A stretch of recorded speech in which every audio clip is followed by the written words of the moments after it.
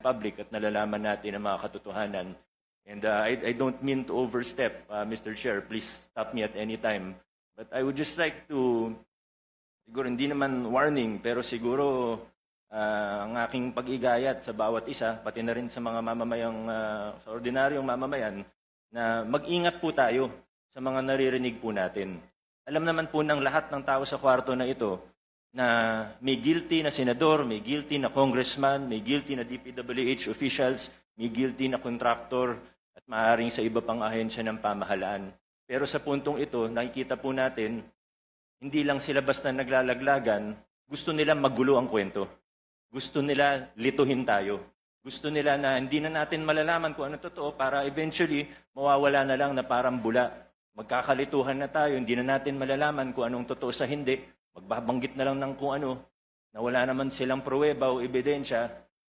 Sa mga pangalan na nabanggit niya po kahapon, naniniwala ako may iba doon, totoo.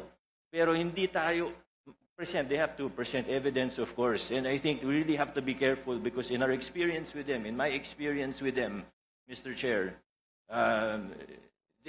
these are people who are really capable of lying without batting an eyelash. So we have to be very careful in how we proceed. Thank you, Mr. Chair. Mr. Chair. Short manifesto.